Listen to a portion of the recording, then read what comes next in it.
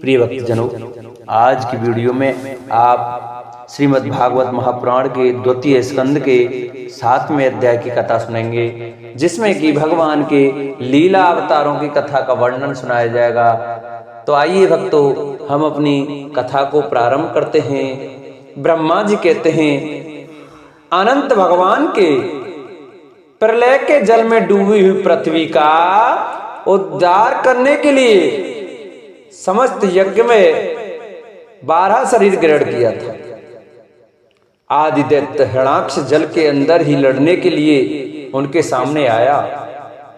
जैसे इंद्र ने अपने वज्र से पर्वतों के पंख काट डाले थे, वैसे ही 12 भगवान ने अपनी डालों से उसके टुकड़े टुकड़े कर दिए थे।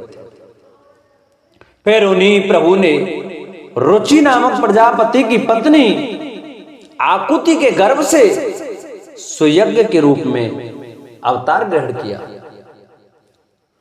उस अवतार में उन्होंने दक्षिणा नाम की पत्नी से सुयस नाम के देवताओं को उत्पन्न किया और तीनों लोगों के बड़े बड़े संकट हर लिए। इसी से स्वयंभू मनु ने उन्हें हरि के नाम से पुकारा। नारद कर्दम प्रजापति के घर देवहूति के गर्भ से 9 बहनों के 7 भगवान ने कपिल के रूप में अवतार ग्रहण किया। उन्होंने अपनी माता को उस आत्मज्ञान का उपदेश किया जिससे वे इसी जन्म में अपने हृदय के समूल मल तीनों गुणों की आसक्ति का सारा कीचड़ धोकर कपिल भगवान के वास्तविक स्वरूप को प्राप्त हो गई। महर्षि अत्रि भगवान को पुत्र रूप में प्राप्त करना चाहते थे। उन पर प्रसन्न होकर भगवान ने उनसे एक दिन कहा कि मैं अपने आप को तुम्हें दे दिया। इसी से अवतार लेने पर भगवान का नाम दत्तात्रेय पड़ा। उनके चरण कमलों के पराग से अपने शरीर को पवित्र करके राजा यदु और सहस्त्रार्जुन आदि ने योग की भोग और मोक्ष दोनों की सिद्धियां प्राप्त की। नारद, सृष्टि के प्रारंभ में मैंने विविध लोकों को रचने की इच्छा से तपस्या की। मेरे उस अखंड तप से प्रसन्न होकर उन्होंने तप अर्थ वाले सन नाम से युक्त होकर सनक सनंदन सनातन और सनत कुमार के रूप में अवतार ग्रहण किया। इस अवतार में उन्होंने प्रलय के कारण पहले कल्प के भूले हुए आत्मज्ञान का ऋषियों के प्रति यथावत उपदेश किया, जिससे उन लोगों ने तत्काल परम तत्व का अपने हृदय में साक्षात्कार कर लिया। धर्म की पत्नी दक्ष कन्या मूर्ति के गर्भ से वे नर नारायण के रूप में प्रकट हुए। उनकी तपस्या का प्रभाव उन्हीं के जैसा है। इंद्र की भेजी हुई काम की सेना अप्सराएं उनके सामने जाते ही अपना स्वभाव खो बैठी। वे अपने हाव भाव से उन आत्मस्वरूप भगवान की तपस्या में विघ्न नहीं डाल सके। नारद, शंकर आदि महान भाव अपनी रोष भरी दृष्टि से कामदेव को जला देते हैं, परंतु अपने आप को जलाने वाले असहा क्रोध को वे नहीं जला पाते। वहीं क्रोध नर नारायण के निर्मल हृदय में प्रवेश करने के पहले ही डर के मारे कांप जाता है। फिर भला उनके हृदय में काम का प्रवेश तो हो ही कैसे सकता है। अपने पिता राजा उत्तानपाद के पास बैठे हुए 5 वर्ष के बालक ध्रुव को उनके सौतेली माता सुरुचि ने अपने वचन बाणों से भेद दिया था। इतनी छोटी अवस्था होने पर भी वे उस ग्लानि से तपस्या करने के लिए वन में चले गए। उनकी प्रार्थना से प्रसन्न होकर भगवान प्रकट हुए और उन्होंने ध्रुव को ध्रुव पद का वरदान दिया। आज भी ध्रुव के ऊपर नीचे प्रदक्षिणा करते हुए दिव्य महर्षिगण उनकी स्तुति करते रहते हैं। कुमार्गामी बेन का ऐश्वर्य और पौरुष ब्राह्मणों के हुंकार रूपी वज्र से जलकर भस्म हो गया। वह नरक में गिरने लगा। ऋषियों की प्रार्थना पर भगवान ने उनके शरीर मंथन से पृथु के रूप में अवतार लिया, उसे नरकों से उबारा और इस प्रकार पुत्र शब्द को चरितार्थ किया। उसी अवतार में पृथ्वी को गाय बनाकर उन्होंने उससे जगत के लिए समस्त औषधियों का दोहन किया। राजा नाभि की पत्नी सुदेवी के गर्भ से भगवान ने ऋषभ देव के रूप में जन्म लिया। इस अवतार में समस्त आसक्तियों से रहित रहकर अपनी इंद्रियों और मन को अत्यंत शांत करके एवं अपने स्वरूप में स्थित होकर समदर्शी के रूप में उन्होंने जड़ों की भांति योगचर्या का आचरण किया। इस स्थिति को महर्षि लोग परमहंस पद अथवा अवधूत चर्या कहते हैं। इसके बाद स्वयं उन्हीं यज्ञ पुरुष ने मेरे यज्ञ में स्वर्ण के समान कांति वाले हयग्रीव के रूप में अवतार ग्रहण किया। भगवान का वह विग्रह वेद में, यज्ञ में और सर्वदेव में है। उन्हीं की नासिका से श्वास के रूप में वेदवाणी प्रकट हुई। चाक्षुष मनवंतर में अंत में भावी मनु सत्यव्रत ने मत्स्य रूप में भगवान को प्राप्त किया था। उस समय पृथ्वी रूप नौका के आश्रय होने के कारण वे ही समस्त जीवों के आश्रय बने। प्रलय के उस भयंकर जल में मेरे मुख से गिरे हुए वेदों को लेकर वे उसी में विहार करते रहे। जब मुख्य मुख्य देवता और दानव अमृत की प्राप्ति के लिए क्षीर सागर को मथ रहे थे, तब भगवान ने कच्छप के रूप में अपनी पीठ पर मदराचल धारण किया। उस समय पर्वत के घूमने के कारण उसकी रगड़ से उनकी पीठ की खुजलाहट थोड़ी मिट गई, जिससे वे कुछ क्षणों तक सुख की नींद सो सके।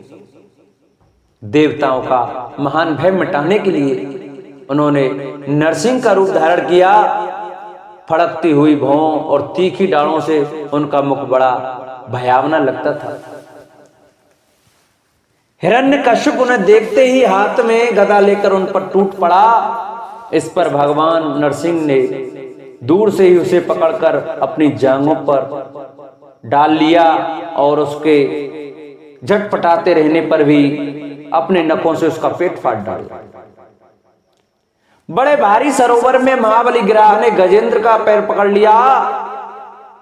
जब बहुत थक कर वह घबरा गया, तब उसने अपनी सूंड से कमल लेकर भगवान को पुकारा, हे आदि पुरुष, हे समस्त लोकों के स्वामी, हे श्रवण मात्र से कल्याण करने वाले।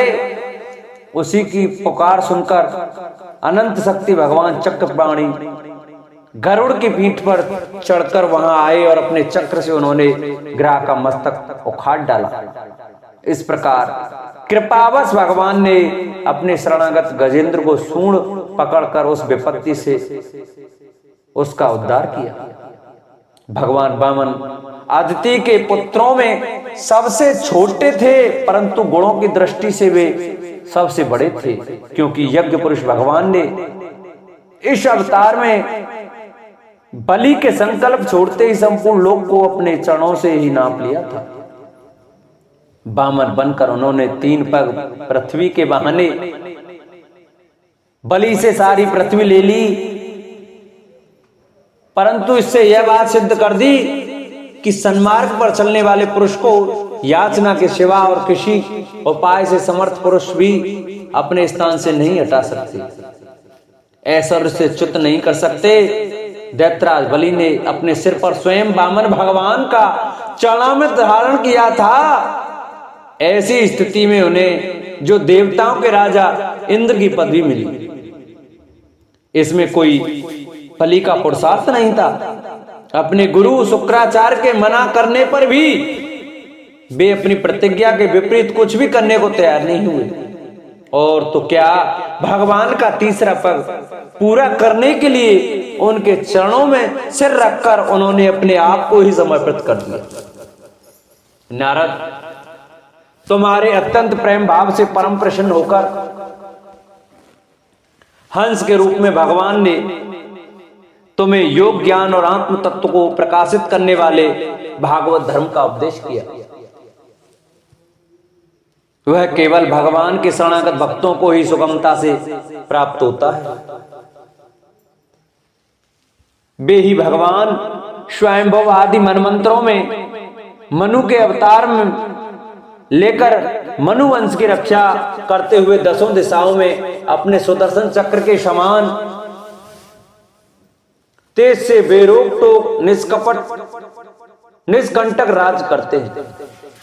तीनों लोकों के ऊपर सत्यलोक तक अपने चरित्रों की कमनीय कीर्ति फैल जाती है और उसी रूप में वे समय समय पर पृथ्वी के भार भूत दुष्ट राजाओं का दमन भी करते रहते हैं। स्वनाम धन्य भगवान धन्वंतरी अपने नाम से ही बड़े बड़े रोगियों के रोग तत्काल नष्ट कर देते हैं। उन्होंने अमृत पिलाकर देवताओं को अमर कर दिया और दैत्यों के द्वारा हरण किए हुए उनके यज्ञ भाग उन्हें फिर से दिला दिए। उन्होंने ही अवतार लेकर संसार में आयुर्वेद का प्रवर्तन किया। जब संसार में ब्राह्मण द्रोही आर्य मर्यादा का उल्लंघन करने वाले नरकीय क्षत्रिय अपने नाश के लिए ही देव बस बढ़ जाते हैं और पृथ्वी के कांटे बन जाते हैं, तब भगवान महापराक्रमी परशुराम के रूप में अवतीर्ण होकर अपनी तीखी धार वाले फरसे से 21 बार उनका संहार करते हैं। मायापति भगवान हम पर अनुग्रह करने के लिए अपनी कलाओं भरत शत्रुघ्न और लक्ष्मण के साथ श्री राम के रूप में इक्ष्वाकु के वंश में अवतीर्ण होते हैं। इस अवतार में अपने पिता की आज्ञा का पालन करने के लिए अपनी पत्नी और भाइयों के साथ वे वन में निवास करते हैं। उसी समय उनसे विरोध करके रावण उनके हाथों मरता है। त्रिपुर विमान को जलाने के लिए उद्धत शंकर के समान जिस समय भगवान राम शत्रु की नगरी लंका को भस्म करने के लिए समुद्र तट पर पहुंचते हैं, उस समय सीता के वियोग के कारण बढ़ी हुई क्रोधाग्नि से उनकी आंखें इतनी लाल हो जाती हैं कि उनकी दृष्टि से ही समुद्र के मगरमच्छ, सांप और ग्राह आदि जीव जलने लगते हैं और भय से थरथर कांपता हुआ समुद्र झटपट उन्हें मार्ग दे देता है।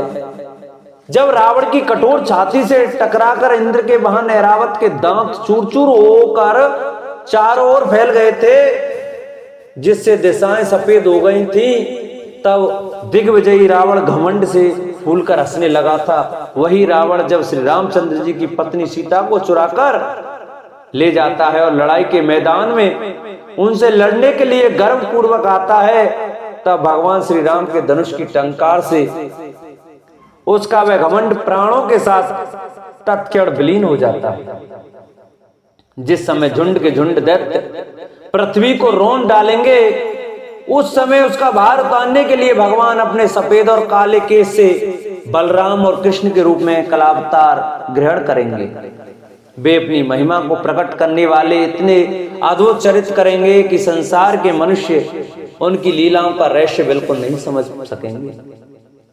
बचपन में ही पूतना के प्राण हर लेना, 3 महीने की अवस्था में पैर उछालकर बड़ा भारी छकड़ा उलट देना और घुटनों के बल चलते चलते आकाश को छू लेने वाले यमलार्जुन वृक्ष के बीच में जाकर उसे उखाड़ डालना, ये सब ऐसे कर्म हैं जिन्हें भगवान के सिवा और कोई नहीं कर सकता।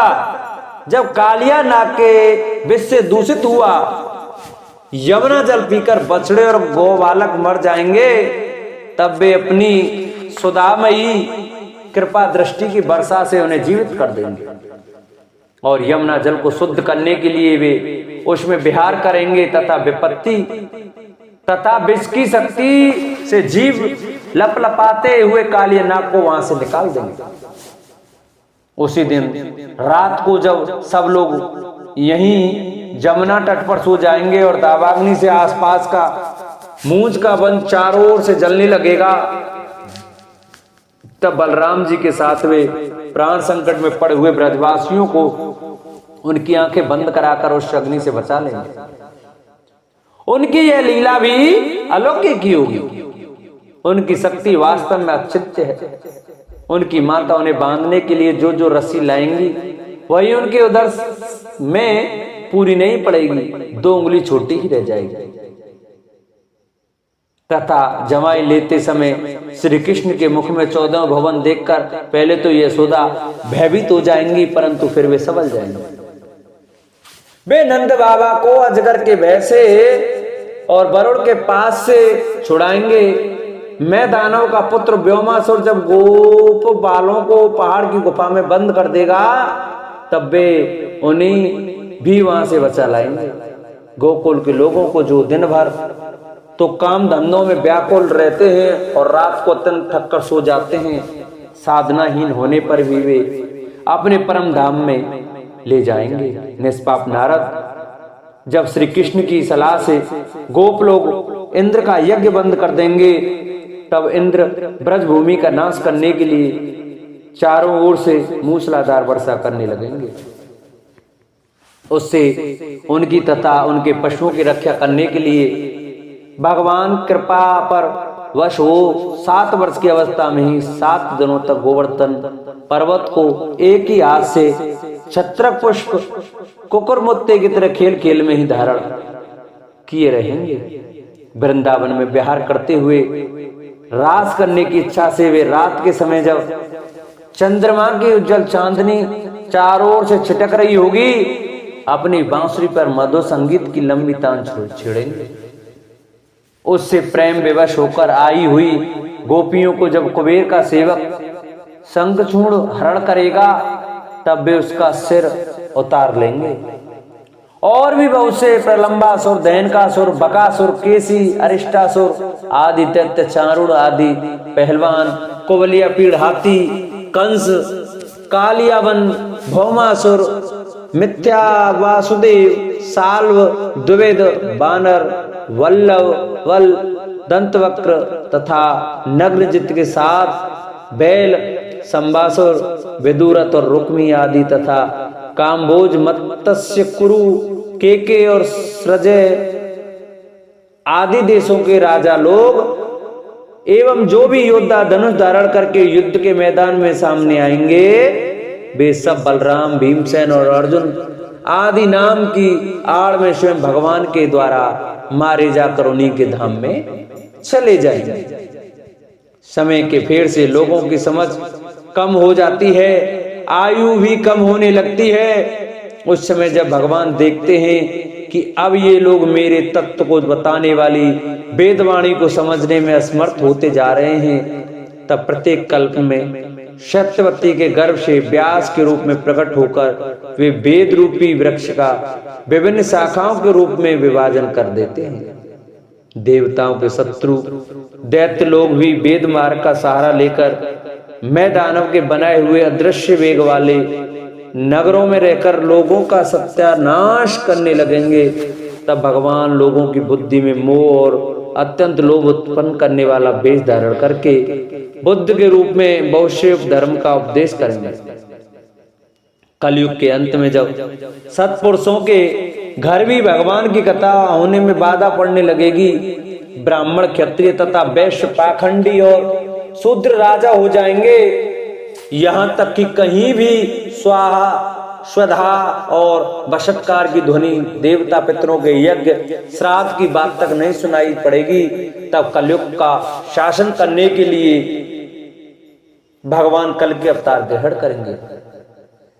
जब संसार की रचना का समय होता है तब तपस्या 9 प्रजापति, मर्ची आदि ऋषि और मेरे रूप में जब सृष्टि की रक्षा का समय होता है तब धर्म, विष्णु, मनु, देवता और राजाओं के रूप में तथा जब सृष्टि के प्रलय का समय होता है तब अधर्म, रुद्र और क्रोधवश नाम के सर्प एवं दैत्य आदि रूप में सर्वशक्तिमान भगवान की माया विभूतियों की प्रकट होती हैं। अपनी प्रतिभा के बल से पृथ्वी के एक एक धूल कण को गिन चुनकर भी जगत में ऐसा कौन पुरुष है जो भगवान की शक्तियों की गणना कर सके।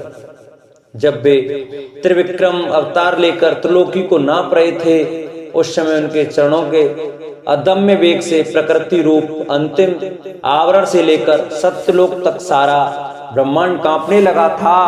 तब उन्होंने ही अपनी शक्ति से उसे स्थिर किया था।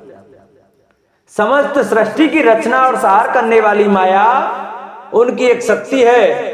ऐसी ऐसी अनंत शक्तियों के आश्रय उनके स्वरूप को न मैं जानता हूं और न ये तुम्हारे बड़े भाई सनकादि, फिर दूसरों का तो कहना ही क्या है।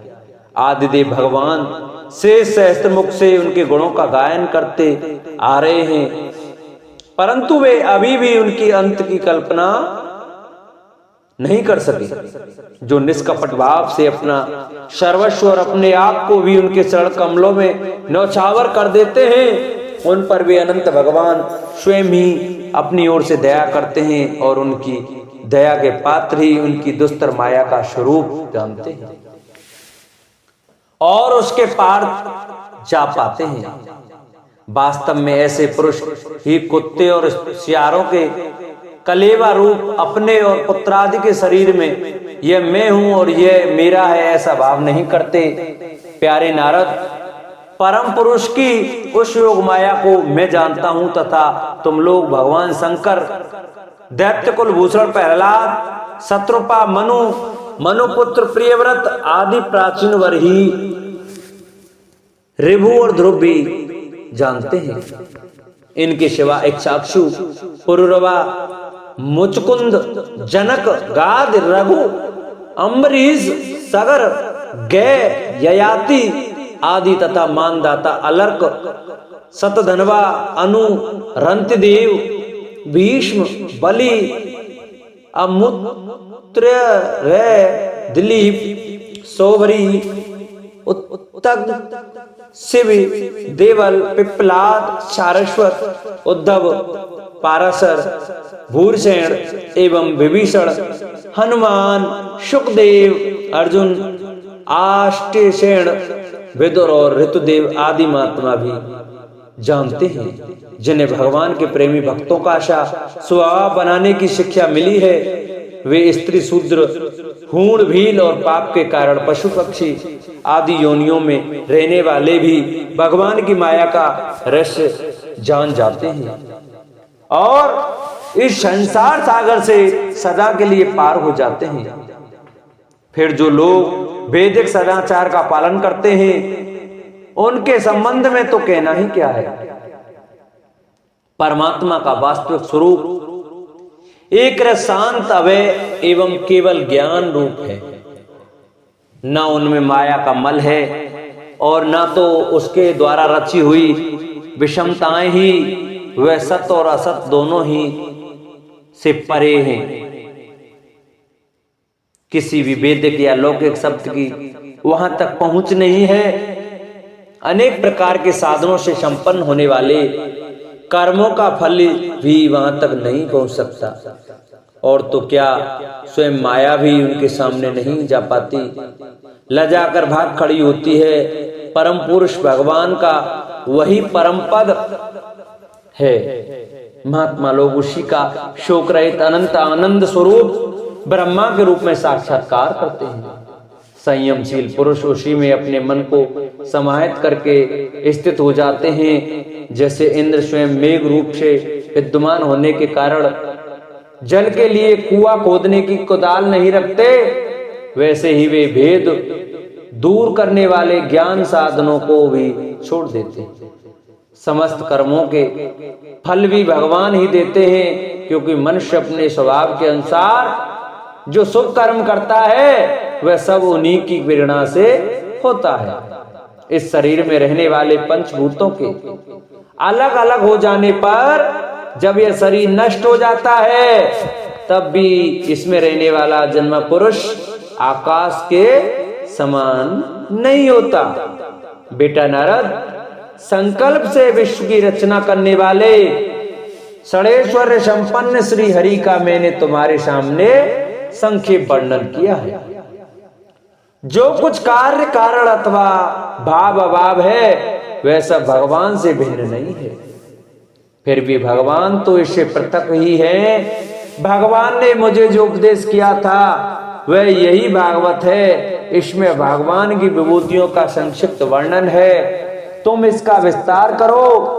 जिस प्रकार सबके आश्रय और सर्वस्वरूप भगवान श्री हरि में लोगों की प्रेममयी भक्ति हो, ऐसा निश्चय करके इसका वर्णन करो।